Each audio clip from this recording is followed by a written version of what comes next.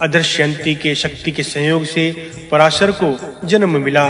पराशर ने काली के संयोग से ऐश्वर्यशाली कृष्ण देवयान को उत्पन्न किया।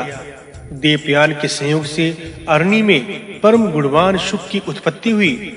शुक ने पीवरी में भूरिशर्वा तथा प्रभु शंभु, कृष्ण और गौर नामक पुत्रा तथा कीर्तिमती नामक कन्या भी उत्पन्न की। यह कन्या योग परायण तथा धृणवती थी। वह सात्वगुह की पत्नी तथा ब्रह्मदत्त की माता हुई। श्वेत, कृष्ण, गौर, श्याम, ध्रुम, समूलिक, ऊष्मपान करने वाले, दारक और नील ये 8 पराशर के गोत्र में उत्पन्न हुए। महापुरुषों के गोत्र करता है। इसके बाद इंद्र प्रीतम के पुत्रों का वृतांत सुनाता हूँ, सो सुनो। कपिंजली धृताची में वशिष्ठ के कुशीति नामक पुत्र हुआ। उसका पुत्र उपमन्यु था। उनके वंश में उत्पन्न होने वाले उपमन्यु गोत्रीय कहलाते हैं। मित्रा वरुण के वंशधर कुंडी नाम से विख्यात हैं। वे मूल में एक ही ऋषि की संतान हैं और दूसरे वशिष्ठ नाम से प्रसिद्ध हैं। वशिष्ठ के वंशज 18 गोत्र करता है। ये उपयुक्त 18 ब्रह्म के मानस पुत्र हैं। ये सब महाभाग्यशाली हैं। ये समस्त भूमंडल में प्रसिद्ध हैं। इनकी संख्या सैकड़ों नहीं अपितु हजारों तक है। इन्होंने समस्त पृथ्वी को सूर्य की किरण के समान व्याप्त कर रखा है। वायु पुराण का 60वां अध्याय संपूर्ण। वायु पुराण का 61वां अध्याय प्रारंभ। श्राद्ध की प्रक्रिया। यह सुनकर आत्मज्ञानी सूत जी की ये बातें सुनकर ब्राह्मणों ने पुनः पूछा। शांसपयान जी ने कहा, सूत जी, भव जो महादेव जी हैं, उनकी पत्नी सती कैसे दूसरी बार पैदा हुई? हिमालय ने पितरों की कन्या मैना से विवाह किया था। वे पितरगण कौन है जिनकी यह मैना मानसी पुत्री है? मेनाक उनका दोहित्र है। पर्ण पत्ता खाकर तपस्या करने वाली भगवती उमा उनकी दोहित्री है।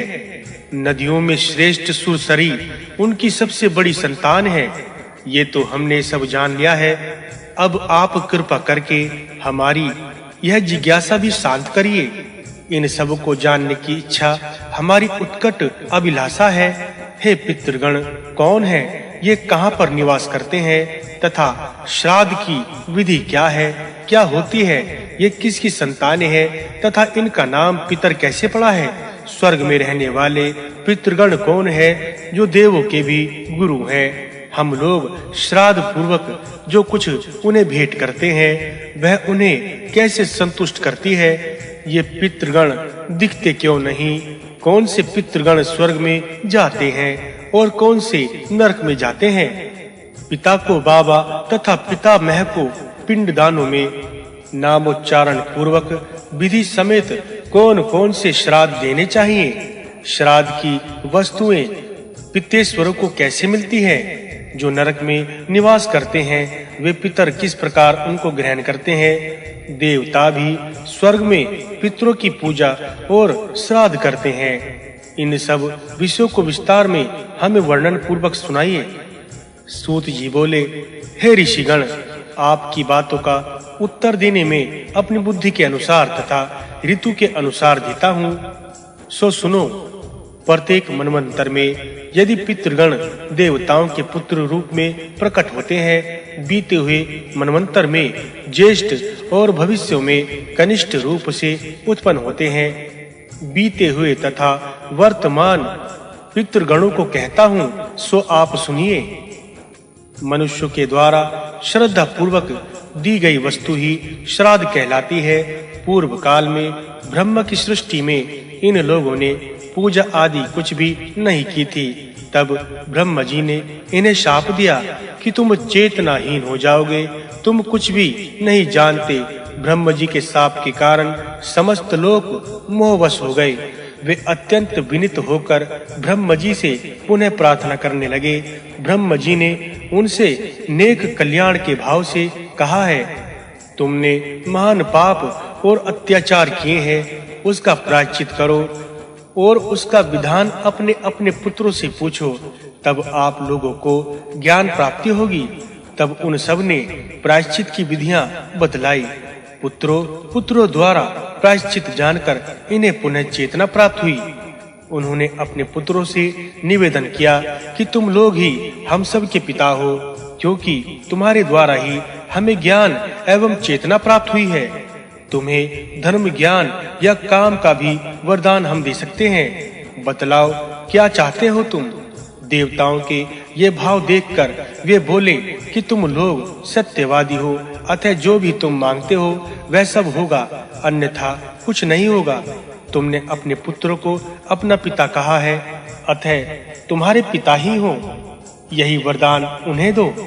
ब्रह्म जी के इस प्रकार कहने पर ऐसे ही हुआ और देवतागण पितृकोटि में आ गए हैं और उनके पिता पुत्र कोटि में आ गए हैं। इस तरह ये पितृगण देवपुत्र कहलाते हैं। वे पुत्र होने पर भी पितृभाव युक्त हैं।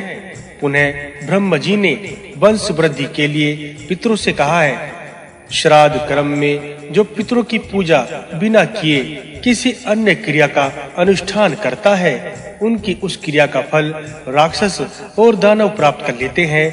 श्राद्धों द्वारा संतुष्ट किए गए पितृगण अपव्य सोम को संतुष्ट करते हैं। तुम लोगों से संतुष्टि प्राप्त करके वे सर्वदा तुम्हें वृद्धि प्रदान करेंगे। श्राद्ध आदि में इस भांति संतुष्ट किया गया पितरों द्वारा वह सोम समस्त लोक पर्वत वन चराचर जगत सबको संतुष्ट कर देगा। जो लोग लोक के पोषण की वृष्टि करेंगे, उन्हें पितृगण सदा सर्वदा पुष्टि एवं संतान प्रदान करेंगे।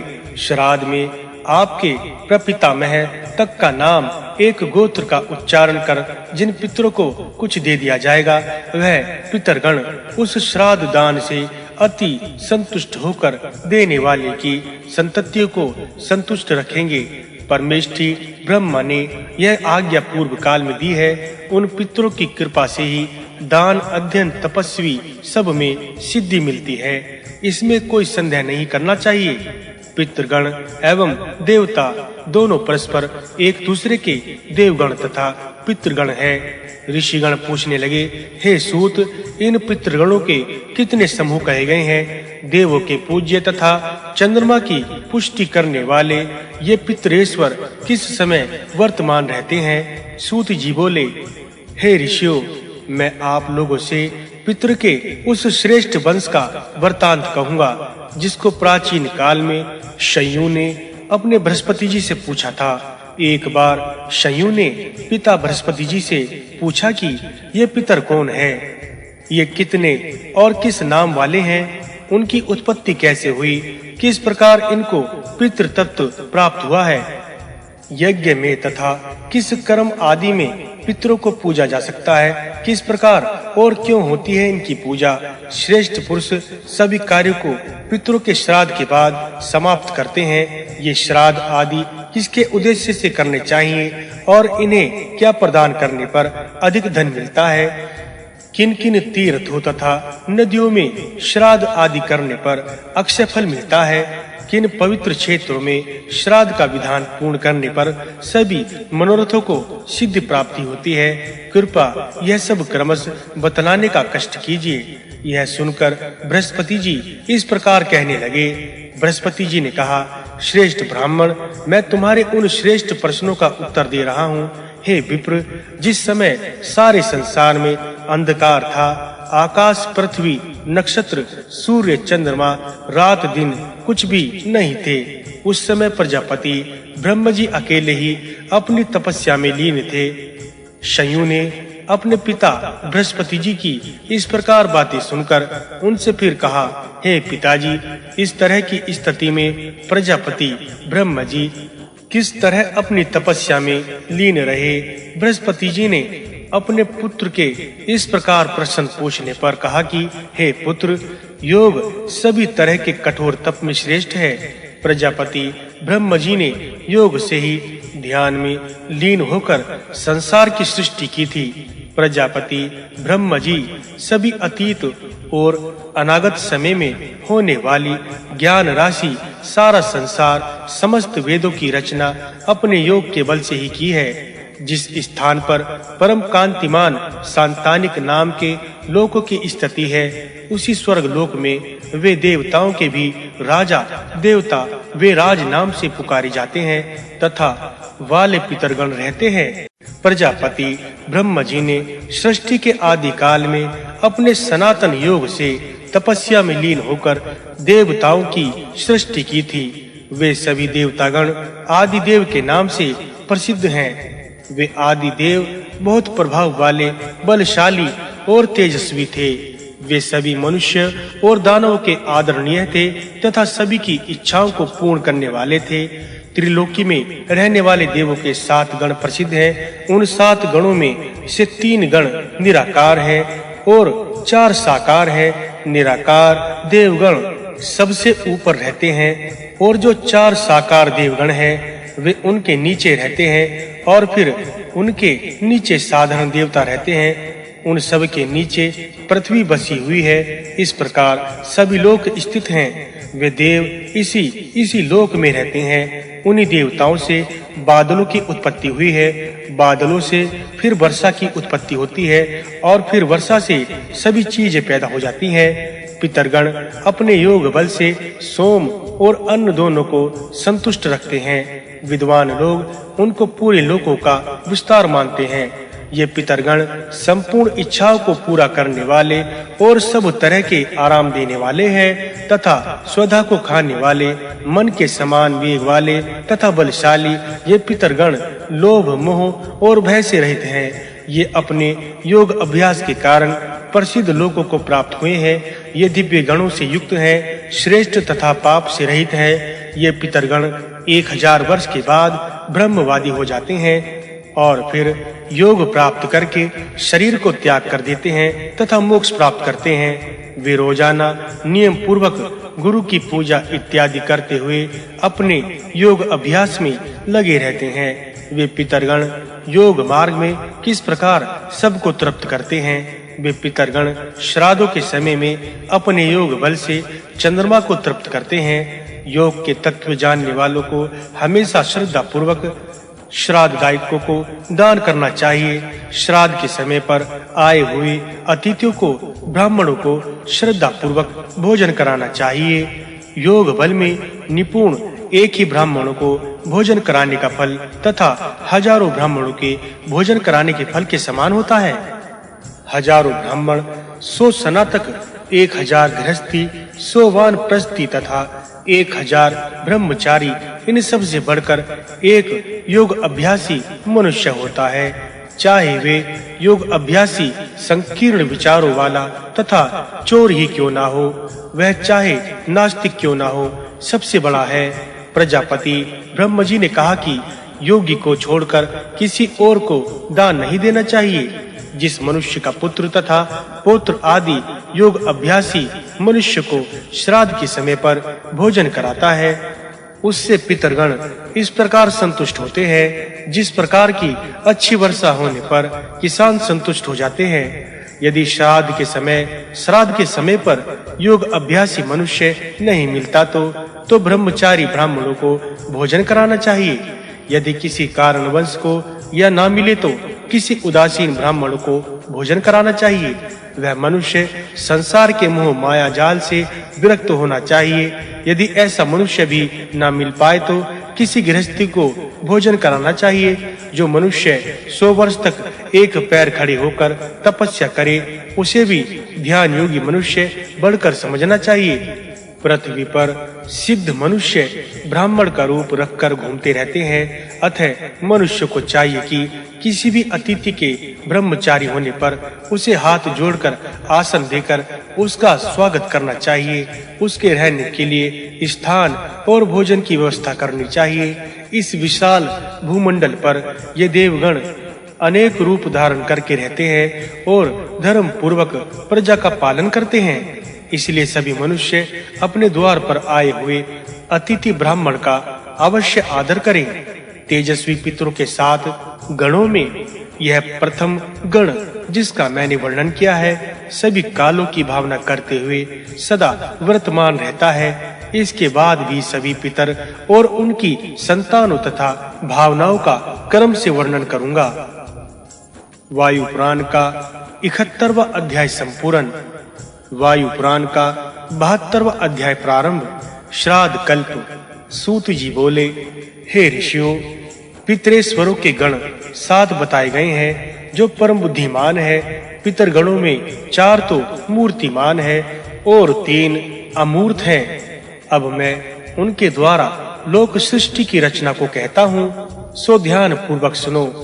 उनकी जो पुत्रियां तथा दोहित्रा है, प्रथम उनका वर्णन सुनिए। विरजस नाम के विख्यात लोकों के मध्य में ब्रह्म जी के पुत्र विरज नाम के वित्रिगण रहते हैं, जिनका वर्णन मैं कर चुका हूँ। इन्हीं विरजों की मानसी पुत्री मैना नाम वाली थी, जो कि हिमवान पत्नी थी। उससे मैनाक की उत्पत्ति हुई। यह मैनाक पर्वतों में श्रेष्ठ रूपी रत्न एवं औषधियों का आकार और पुष्पवान था। इसका पुत्र क्रोंच नाम का पर्वत था। पर्वतराज ने 3 कन्याएं अर्पणा, 1 पर्णा और 1 पाटला नाम वालियों को जन्म दिया। इनमें अपर्णा ने कोई आश्रय नहीं बनाया, बिना संबल के तपस्या में मन ही को लगा दिया। शेष 2 ने एक आश्रम ग्रहण किया। 1 पर्ण ने एक न्यायग्रोध बरगद के वृक्ष का तथा 1 पाटला ने पाटल के वृक्ष का आश्रय लेकर तपस्या की। 1000 वर्ष तक कठोर तपस्या की। इस प्रकार की तपस्या किसी देवता और दानव ने नहीं की थी। इनमें जो 1 पर्ण थी, वह सिर्फ 1 पत्ते को खाकर तपस्या करती थी और 1 पाटला सिर्फ 1 पाटल पर ही तपस्या में लीन रहती थी। 2000 वर्ष के बीत जाने पर इन दोनों बहनों ने भोजन करना स्वीकार किया।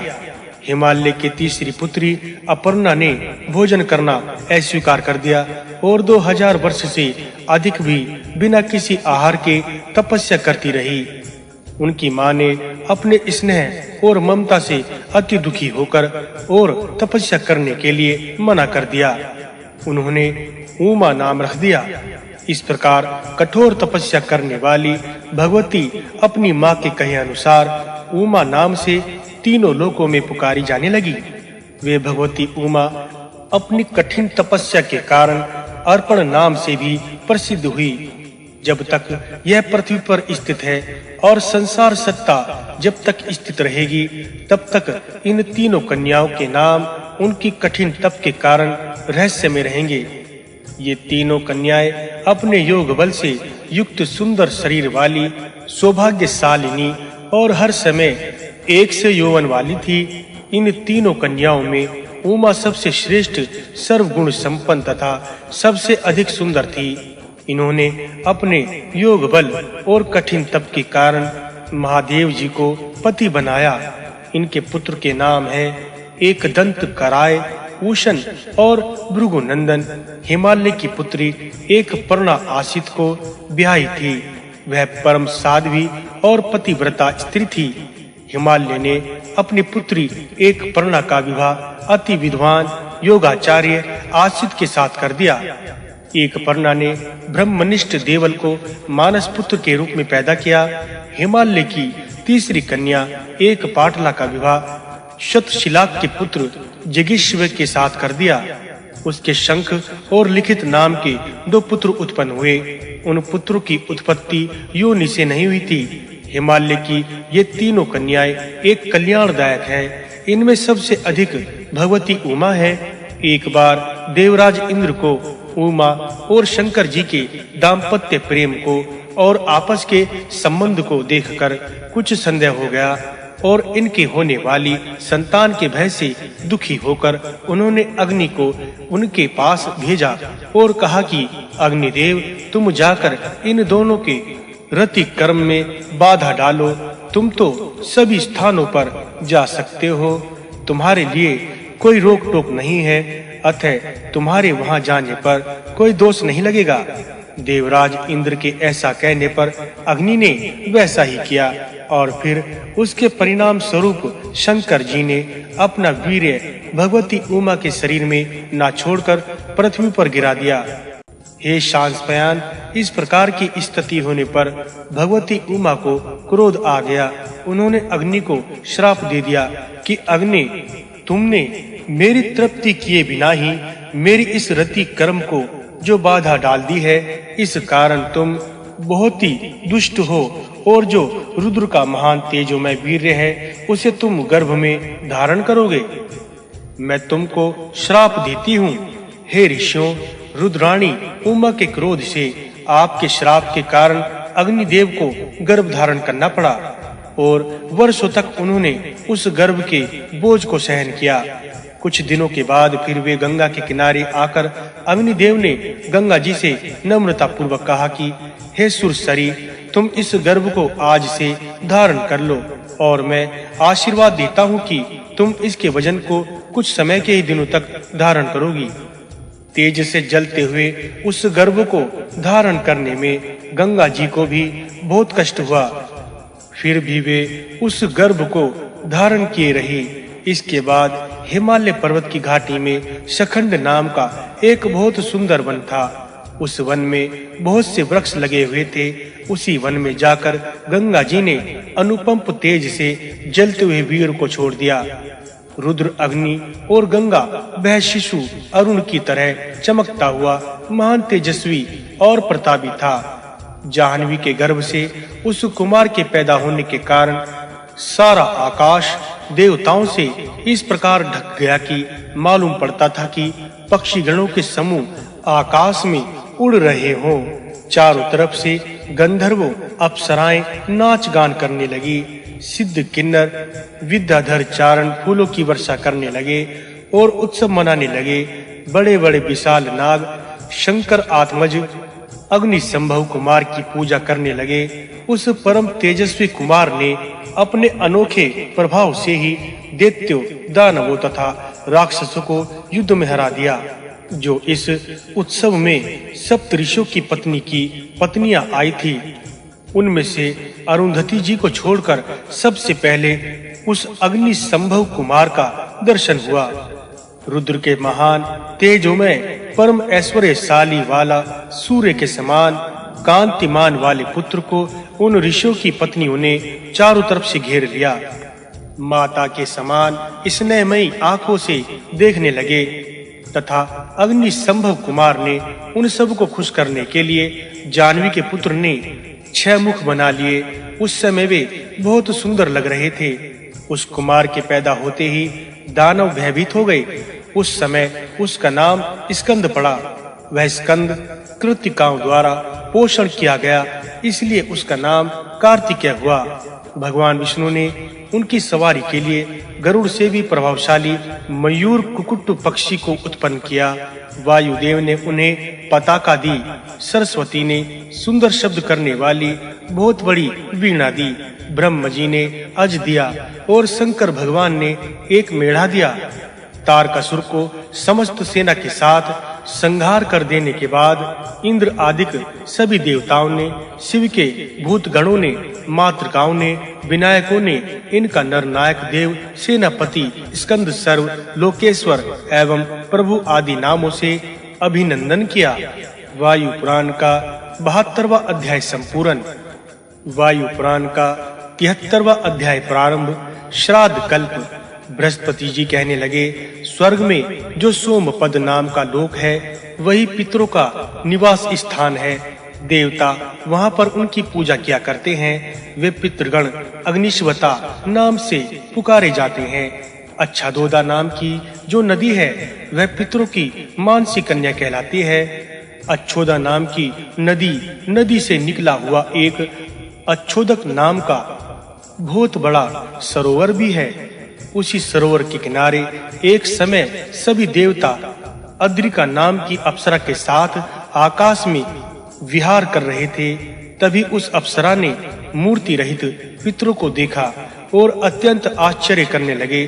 फिर पितरों पर मोहित काम से पीड़ित हुए। उसने आकाश में घूमते हुए वसुओं के पिता दिगर आयु ऐश्वर्यशाली अमावसु नाम के पितर को अपने पति बनाने की इच्छा से उसको मन ही मन में वरण कर लिया और इस मानसिक वरण के कारण तथा अमावसु को पति के रूप में मानने की कामना से वह कामाचारिणी योग भ्रष्ट हो गई। जब वह स्वर्ग लोक से पतित हो गई, जब वह स्वर्ग से पतित होकर नीचे गिरी तो गिरते समय उसने देवताओं के विमानों के साथ वहां त्रस रेणु के समान बहुत छोटे रूप में उन पितरों को देखा। वे पितर बहुत छोटे तथा अग्नि के समान चमकते हुए तेजस्वी थे। उसने आकाश से गिरते समय दुखी शब्दों में कहा कि मेरी रक्षा करो। पितरों ने आरत वाणी सुनकर उससे कहा कि डरो मत। उनके ऐसा कहने से वह अप्सरा वहीं पर स्थिर हो गई और स्थिर होकर अति दुखी वाणी से पितरों की आराधना की ओर उनको प्रसन्न किया। अपने मानसिक भाव से भ्रष्ट होने के कारण इस कन्या को देखकर पितरों ने उससे कहा कि हे सुंदर हंसने वाली, तू अपने ही दोषों के कारण अपने ऐश्वर्य से भ्रष्ट होकर गिर रही है। इस लोक में देवता अपने जिस शरीर से कर्मों को करते हैं उसी से उसका फल प्राप्त करते हैं। देव योनि में कर्मों का फल शीघ्र ही मिलता है, मनुष्य योनि में अपने किए हुए कर्मों का फल परलोक में मिलता है। तुम इसी कारण दूसरे जन्म में अमावसु को अपने पति रूप में प्राप्त करोगी। इस प्रकार कहने के बाद उसने पितरों की पुनः प्रार्थना करके प्रसन्न किया। पितरों ने उस कन्या पर प्रसन्न होकर उससे कहा कि सोम के पीने वाले पितरों ने राजा रूप में अमावस्या को और उसकी कन्या के बारे में ये बातें की।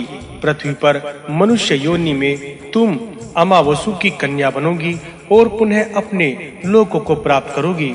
28वें द्वापर युग में तुम मत्स्य की योनि में राजा अमावसु से आद्रिका में तुम कन्या रूप में जन्म लोगी और परस्पर ऋषि के पुत्र वेदव्यास को पैदा करोगी।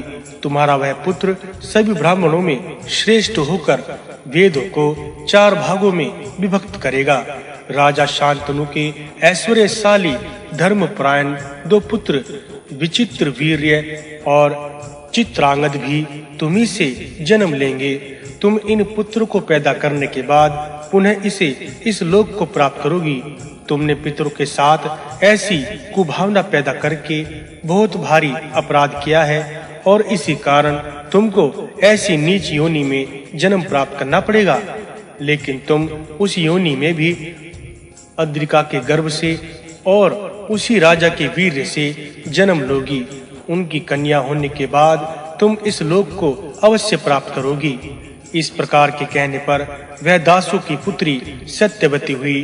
राजा अमावसु के संभोग से अद्रिका नाम की मछली के गर्भ से कन्या रूप में जन्म हुआ। गंगा मनुष्य के संगम पर अद्रिका मछली के पेट से उसका जन्म हुआ। वह अमावसु के वीर्य से पैदा हुई थी, अतः वह उन दोनों की कन्या थी। स्वर्ग लोक में विरज नाम के पितरगण निवास करते हैं। वहां पर रहने वाले पितरगण सूर्य के तेज के समान कांतिमान है। वे पितर अग्निश्वान नाम से प्रसिद्ध हैं। सभी लोग दानव, यक्ष, किन्नर, राक्षस, भूत, पिशाच, सर्प, गंधर्व अपने उत्तम फल को पाने की इच्छा से पितरों की पूजा किया करते हैं। मैंने आपको पुलह प्रजापति के पुत्रों का जो वर्णन सुनाया है। इन धर्म मूर्ति पितरों के 3 गण प्रसिद्ध हैं। इनकी एक मानसी कन्या थी जो पीरवी के नाम से प्रसिद्ध है। वह कन्या पीवरी, योगिनी, योग पत्नी और योग माया के नाम से जो पुकारी जाती है। हे श्रेष्ठ ब्राह्मणों, 28वें द्वापर युग में पराशर ऋषि के अंश में वंश में शुक नाम के महान तेजस्वी योगी जन्म लेंगे। वे ही पृथ्वी पर योग का विस्तार करेंगे। वे शुक व्यास जी के संयोग से अरणी में धूम रहित अग्नि के समान तेजोमय रूप में पैदा होंगे और पितरों की जो मानसी कन्या पीवरी है उससे कृष्ण गौर, प्रभु शंभु तथा भूरी श्रुत नाम के पुत्र तथा परम योगिनी योग माता की कीर्तिमती नाम की कन्या पैदा होगी। वह कीर्तिमती अणु की पत्नी होकर एक पुत्र ब्रह्मदत्त को पैदा करेगी।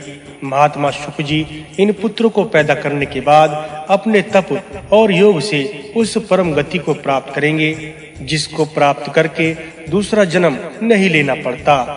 धर्म मूर्ति धारण करने वाले पितरगण हैं, वे अमूर्त हैं। उनके 3 गण प्रसिद्ध हैं। हे श्रेष्ठ ब्राह्मणों, अब मैं आपको दूसरे 4 पितरों के विषय में बतलाऊंगा। वे परम तेजस्वी रूप धारण करने वाले तथा पितरगण अग्नि की कन्या स्वधा से पैदा हुए हैं, ज्योतित्रसी नाम के देवलोक में निवास करते हैं। इन पितरों की मानसी कन्या गो है, वह कन्या स्वर्गलोक में प्रसिद्ध है। सनत कुमार ने गो शुक को दे दिया और तब वह गो शुक की प्यारी स्त्री हुई। भृगुवंश में पैदा होने वाले 31 पितरगण प्रसिद्ध हैं। वे मरीचि गर्भ नाम के लोकों में निवास करते हैं। वे लोक समस्त स्वर्ग लोक को घेरे हुए अंगिरा के पुत्र कहे जाते हैं। जो पितरगण साध्य नाम से प्रसिद्ध हुए, स्वर्ग लोक में परम तेजस्वी अपहुत नाम के पितरगण निवास करते हैं। मनुष्य अपने शुभ फल के प्राप्ति की इच्छा से उन पितरगणों की पूजा करते हैं। उनकी एक मानसी कन्या है जो यशोदा नाम से प्रसिद्ध है। यशोदा नाम की मानसी कन्या विश्व महत की स्त्री है और विश्वकर्मा के पुत्र की स्त्री है और उस महात्मा राजऋषि खंडवांग की माता थी।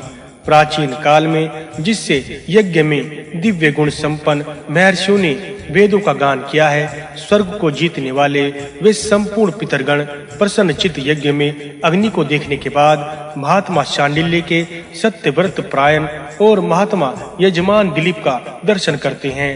उनके नाम आज्य तथा ये प्रजापति कर्दम के और जो पितरगण माने जाते हैं, ये पुलह से पैदा हुए हैं और उन्हीं के यहाँ उनकी पुनः उत्पत्ति हुई है। ये आकाश में घूमने वाले पितरगण अपनी इच्छा अनुकूल विहार करते हैं। वैश्यगण श्राद्धों में अपनी इच्छा अनुसार शुभ फल की प्राप्ति से इनकी पूजा करते हैं। एक मानसी कन्या है, वह विरजा नाम से प्रसिद्ध है। जो वह विरजा नाम की कन्या महात्मा नहुष की प्यारी पत्नी और ययति की माता है। प्रजापति वशिष्ठ के सुकाल नाम के पितृगण हैं। वे पितृगण हिरण्यगर्भ के पुत्र हैं। शुद्ध जाति के मनुष्य इन पितरों की पूजा करते हैं। ये पितरगण स्वर्ग में मानस नाम के लोकों में निवास करते हैं। इनकी भी एक मानसी कन्या है। जो कन्या नदियों में श्रेष्ठ नर्मदा के नाम से प्रसिद्ध है। वह नर्मदा नदी भारत के दक्षिण हिस्से में बहती हुई सभी जीवों को पवित्र करती है। वह नर्मदा पुरुकुत्स की स्त्री और त्रसदयु की माता थी। इन्हीं सब पितरों के कारण मनु मनवंतर के स्वामी है और मनवंतर के आदि काल में सभी प्रकार के श्राद्धों का आदान प्रदान करते हैं। हे विप्रगण, मैंने आप लोगों को संपूर्ण पितरों का वर्णन क्रम से सुनाया है।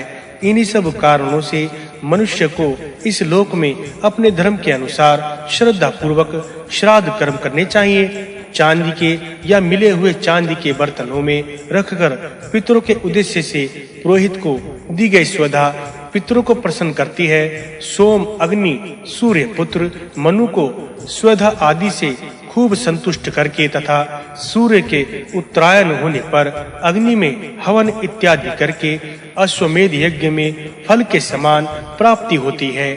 जो श्रद्धा पूर्वक पितरों को श्राद्ध इत्यादि से प्रसन्न रखता है तथा खिलाता है, वह सदा सुखी और संतुष्ट रहते हैं।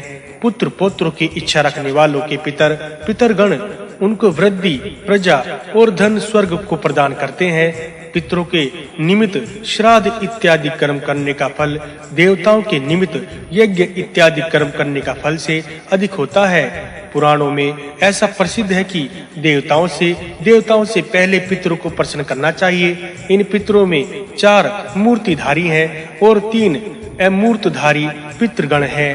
देवता लोग प्रत्येक यज्ञ से आदर पूर्वक उन सब का श्राद्ध करते हैं। इंद्र इत्यादि सभी देवगण अपने मन लगाकर श्रद्धा पूर्वक श्राद्ध आदि कर्म करते रहने चाहिए। इनके साथ ही सभी विश्व देवगण प्रश्निजन, अग्नि तथा कृष्ण, श्वेत, अज इत्यादि भी इन पितरों की आराधना करते हैं। वातर्षण, दिवाकर्य नाम की प्रजाएं, लेखा, मरुत, ब्रह्मा इत्यादि देवता भी इन पितरों की पूजा करते हैं। मनुष्य के समान मनोरथों को ये पितरगण पूरा करते हैं। ये सभी पितरगण मनुष्य को धन, आयु, बल, ऐश्वर्य तीनों लोकों को देने वाले हैं। संसार के सभी दुख, मृत्यु इत्यादि के भय को छोड़कर मोक्ष योग के देने वाले हैं। ये सूक्ष्मधारी पितरगण मोक्ष को प्रदान करने वाले हैं, ऐश्वर्य देते हैं। योग ही सबसे अच्छा है, सबसे अच्छी संपत्ति ऐश्वर्य है। योग और ऐश्वर्य के बिना मोक्ष की प्राप्ति नहीं हो सकती। जिस प्रकार आकाश में पक्षी बिना पंख के नहीं उड़ सकता, उसी प्रकार योग और ऐश्वर्य के बिना मोक्ष भी नहीं प्राप्त हो सकता। सभी धर्मों में मोक्ष ही सर्वश्रेष्ठ धर्म है और ये सदा विद्यमान रहता है। ये पितरगण अप्सराओं से घिरे हुए हैं तथा सैकड़ों विमानों को देने वाले हैं। ये पितरगण सभी इच्छाओं को पूर्ण करने वाले हैं। ये पितरगण धन, धान्य, दिगर, आयु, सुख देने वाले तथा राज्य, शक्ति, बुद्धि देने वाले हैं। ये पितरगण वैदुर्य, मोती, मुक्ता, नाना तरह के वस्त्र, हाथी, घोड़े, नाग, करोड़ों रत्न, हंस और बहिरियों से सजे हुए, मुक्ता और वैदुर्य से सजे हुए, किंकिरणी के जालों से गुंथे हुए, फल फूलों से सजे हुए रथ को प्रसन्न पूर्वक देने वाले हैं। वायु पुराण का 73वां अध्याय संपूर्ण। वायु पुराण का 74वां अध्याय प्रारंभ। श्राद्ध कल्प। बृहस्पति बोले, पितरों के लिए चांदी, सोने और तांबे के बने बर्तनों का दान बताया है। चांदी का बर्तन हो अथवा चांदी से मढ़ा हुआ हो बर्तन भी ठीक है। चांदी का दान हो या यदि चांदी ना हो सके तो उसको देने से अथवा उसका नाम लेने से भी पितरों को अनंत, अक्षय और स्वर्ग देने वाला दान कहलाता है। अपने पिता के संयोग पुत्र चांदी के इस दान से अपने पितर का उद्धार करते हैं। हे तात, पुराने समय में स्वधा देने वाले पितरों ने चांदी ने बर्तनों में स्वधा का दोहन किया था। अतः इसी कारण से उसका दान अथवा चांदी के बने बर्तन में दान करने पर अक्षय फल की प्राप्ति होती है। काले मग चरम का सानिध्य, दर्शन और दान करना भी राक्षसों का नाश करने वाला तथा ब्रह्म तेज को देने वाला है। पितरों के निमित्त श्राद्ध आदि वर्म में सोने के बने हुए, जो चांदी के तांबे हैं, लोहे के बर्तन, कुत, पातिल, वस्त्र तथा जो दूसरी पवित्र वस्तुएं हैं, मन, वचन, कर्म से दान करनी चाहिए। इस प्रकार विधि पूर्वक जो वस्तुओं का दान करता है, उस श्राद्ध करने वाले व्यक्ति को आयु, यश, प्रजा, बुद्धि, संतान इत्यादि प्राप्त होते हैं। दक्षिण और पूर्व की दिशा में श्राद्ध करने का विधान माना जाता है। सब जगह अरिनित मात्रा, परिमाण होनी चाहिए तथा चकोर सुंदर स्थान होने चाहिए। श्रद्धा पूर्वक पितरों के निमित्त श्राद्ध करने से धन, आयु, आरोग्य, साधन, बल, विद्या, बुद्धि तथा वर्ण की वृद्धि होती है। पितरों के निमित्त श्राद्ध के स्थान में 3 गड्ढे बनाने चाहिए, जिनका विस्तार 1 मुट्ठी बंधे हुए हाथ के समान होना चाहिए। वह स्थान चांदी से सजा हुआ होना चाहिए। इसके बाद खदीर के डंडे भी होते हैं। वे डंडे वित्ते पर लंबे होने चाहिए और उनके चारों तरफ 4-4 अंगुल के वेष्ठन बने हों। उनको पूर्व और दक्षिण के मुख भाग की तरफ से पृथ्वी पर रखे जाने चाहिए। उन डंडों को शुद्ध जल से धोने चाहिए। इसके बाद फिर उन डंडों को बकरी के दूध तथा जल से दोबारा धोना चाहिए। इस प्रकार विधि पूर्वक तर्पण करने से सभी पितरों की तृप्ति होती है। इस तरह विधि पूर्वक श्राद्ध इत्यादि कर्म करने वाले व्यक्तियों को इस लोक और परलोक में सुख और शांति मिलती है। इस तरह जो 3 बार शेष शरीर स्नान करके विधि पूर्वक मंत्र आदि द्वारा सदा पितरों की पूजा करते हैं, वे व्यक्ति अश्वमेध यज्ञ का फल प्राप्त करते हैं। अमावस्या के दिन श्राद्ध की उपयोगी सभी वस्तुओं को पृथ्वी पर 4 अंगुल गड्ढे बनाकर रखनी चाहिए। ये त्रिसप्त यज्ञ के नाम से प्रसिद्ध है और इन्हीं पर त्रैलोक्य स्थित है। जो मनुष्य इस प्रकार इसका अनुष्ठान करता है उसको धन, यश, ऐश्वर्य, बुद्धि, विद्या, संतान तथा प्रचुर लक्ष्मी और लक्ष्मी की क्रम से प्राप्ति होती है। ब्राह्मणों के द्वारा पूजित समस्त पापों का नाश करने वाला अश्वमेध यज्ञ का फल देने वाला एक मंत्र इस प्रकार है। श्राद्ध के प्रारंभ करते समय, समाप्त करते समय, पिंडदान करते समय इस मंत्र का एकाग्र चित्त से पाठ करना चाहिए और इसे 3 बार पढ़ें। इससे पितेश्वर वहां आते हैं और राक्षसगण भाग जाते हैं। तीनों लोकों में इससे पितृगण प्रसन्न होते हैं और उनका उद्धार होता है। एक और मंत्र निम्न प्रकार है जो बल, वीर्य, लक्ष्मी, आयु को बढ़ाने वाला है और सभी शुभ फल देने वाला है।